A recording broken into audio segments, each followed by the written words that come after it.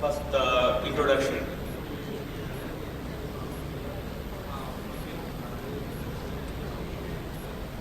Actually, the basic topic of this presentation is how to simulate the pyrometallurgical processes in steel making and casting through thermodynamic modeling. There are actually two kinds of experiments we can do. One is physical simulations of pyrometallurgical processes in small furnaces, pilot scale, and other than this, we can also do the mathematical simulations of pyrometallurgical processes in with the thermodynamic database softwares. The advantages are such as time, no setup cost is there, and it can also varies a wide range of variation. There are many commercially available thermodynamic software as there, some such as Thermocal, Gemat Pro, FactSage, IRC model. My today's presentation is mainly on the FactSage thermodynamic model.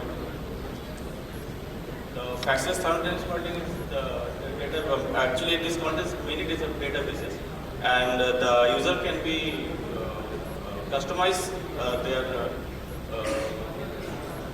When they purchase this software, they can use it for steel making or non-ferrous metals also. But today's my presentation is mainly on how we use it in the steel making processes, and it has databases of many experiments.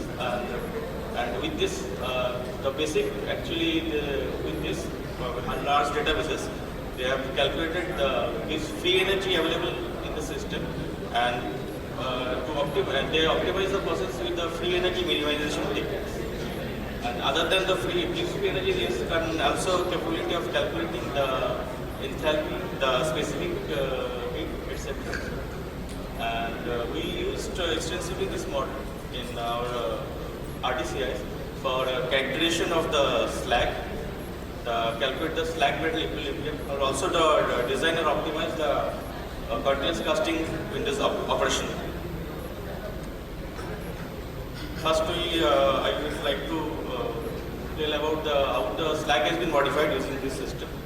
For normal, if in the case of basically the silicon steel steel, we are facing very problem of having a highly viscous slag, and highly viscous slag is actually detrimental.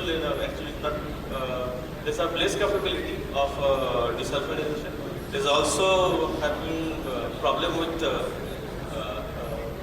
sticking to the bottom of this ladder, and the bottom buildup is there, and also there is a problem of inclusion absorption.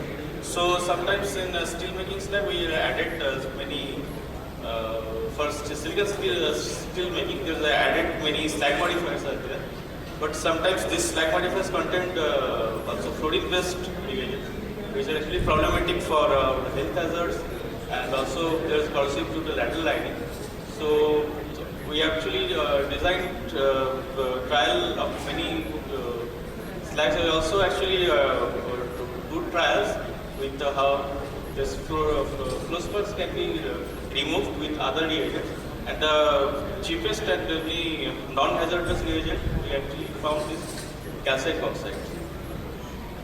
And we actually do many trials with calcium oxides, and actually we take the results, and first, actually before doing the trials, we actually do the simulations with this FactSage software, which actually we can do the viscosity simulations. So we also have how the melting characteristics of the slag also can be calculated using this software. So previously we found that up to this slag to get the fully fluid slag, there's around the 1900 temperature was there. So around that the steel making temperature 1600, you get a maximum of 90% of fluid slag, and then also there is 10% of unmelted fluxes are there. But with this software, we actually added slowly. Previously, we can say that from 28% to 30% to 33% alumina, we are actually bringing down the melting level to from 1900 to 1400. And previously, doing the trial, we actually do the simulation in the software, and after that, we actually designed the slag and implemented in the plants. And many steel making shops where the silicon steel, we are actually using the calcium oxide today as a replacement of fused spar. Second, also we can do in the software is the slag metal equilibrium. In the slag metal equilibrium, secondary steel making mainly actually used for desulfurization, taking the sulfur out from the steel, because sulfur has many detrimental effects such as lowering the impact of this on the steel. So we can see this is basically the thermodynamic theoretical background of desulfurization.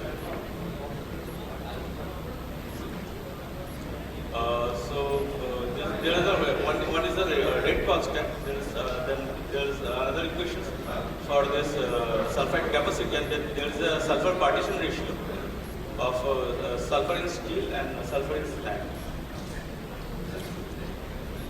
So we know the basic condition which is requires for desulfurization. These are actually having basic condition, reducing condition, the combination of steel with respect of aluminium level, and also with the temperature and how the slag is fluid. So all this are the constant for this slag design. So we take the constant and we optimize the slag in constant optimization with the using of this software. First we actually calculate the partition ratios of sulfur in liquid slag and steel with effect of Fe and MnO in slag, because we know that previously we need the basic condition, reducing condition, because mainly the sulfur is taken in form of CaS, and we know that CaO is more stable than CaS. So if there is a Fe and MnO which are easily reducible oxides, if these are present in slag, then this CaS again converted to CaO, and the sulfur is reverted back to steel. So which actually lowered the sulfur partition ratio.